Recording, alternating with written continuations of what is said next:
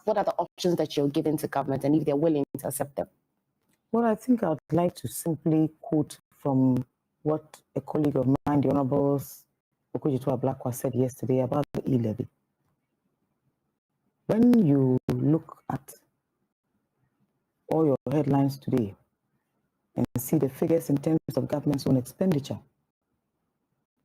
when you look at the level of waste in our system, when you observe the wanton dissipation of state funds and the lack of transparency or accountability, you ask yourself, what is 6.9 billion going to be accrued from the e-levy going to do for us as a people? Wouldn't that be a stepping stone? The Auditor General has given us a very clear indication that at least 12 billion has been lost by state institutions. Half of that is what we are clamoring for to earn from the e-levy. What is that going to change? When you look at how much we have borrowed since inception of this government, 6 years down the line, 344 billion. And currently our debt to GDP stands at almost 80-something plus. That is our deficit in terms of our outlook and the risk associated with our borrowing. How is 6.9 billion going to offset the interest on all these amounts? I think that it is almost child's play for anybody to deceive themselves that the 6.9 billion that we collected eventually from the e-levy would be in any case anybody's salve for the challenges that we are currently faced with. I have no doubt in my mind that if government really wants to change track and reposition itself, then we should go back to the conversations for which Ghanaians, maybe not necessarily I as an individual, went out there to vote for President Akufo-Addo and his running mate, Dr. Mahmoud Bawumia. The sitting government they have said that the state-owned enterprises, the monies that have been we're accounting that as a loss. It's not starting today. It's as a result of it's a ripple effect of past and previous governments. The wastage didn't start today, and so even if they wanted to focus on that and want to collect monies and sanctions maybe MDs or even these state enterprises, it will take a long while. But they say the country needs funds to run, immediate funds, and they do not want to run to the IMF. And so what will be the NDC's position on that? They agree and they accept that, yes, the state-owned enterprises have accounted for major and huge losses, but they are also saying that they need money in hand, cash in hand, immediately for some of the projects that they want to do. I mean, for the electricity and water that we enjoyed during the COVID time, we're told we have to pay for. The country is nearly broke. Have you seen the humongous amount that was spent on COVID-19? 662.5 million Ghana cedis. Divided by 2, our population is just a little above 30 million. And that is of the recent population census. Divide this by those households.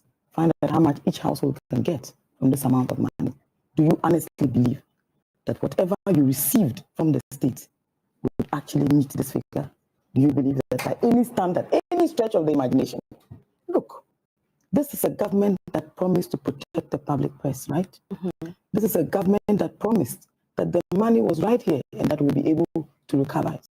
This is a government that told us that if the dollar was even rising, at the time when we left office, the dollar was under 4 Ghana cedis to a dollar. Today, it is actually 6.9 and counting. Why do we hold so much grief for them? And so when the media asks me these questions on your platforms, I ask myself, why are you not asking them?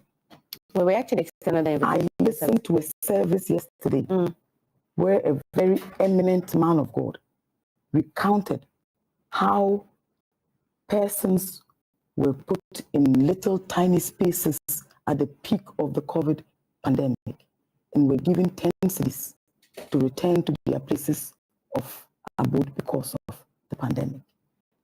Compare that to the figure that they're giving us being spent. Have you seen the other reports from the Auditor General about COVID expenditure? That they even spent as much as 32 million Ghana cedis on COVID meetings alone. Another 100 million was expended on Veronica buckets, on reusable masks, and on all hand sanitizers, etc.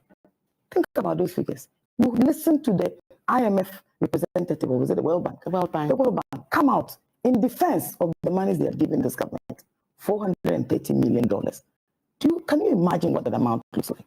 And so again, no e-levy at all. But what do you need e-levy for? And again, there was $250 million in the legacy or heritage account. It was expended also on COVID. Add that to the amount that was received from the World Bank, from the IMF, and from all the other institutions that offered monies to this government.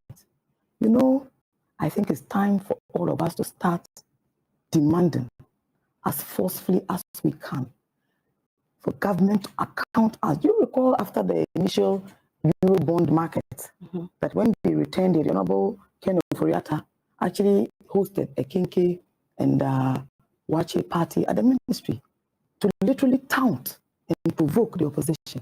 These are people who actually claimed to be paragons of democracy.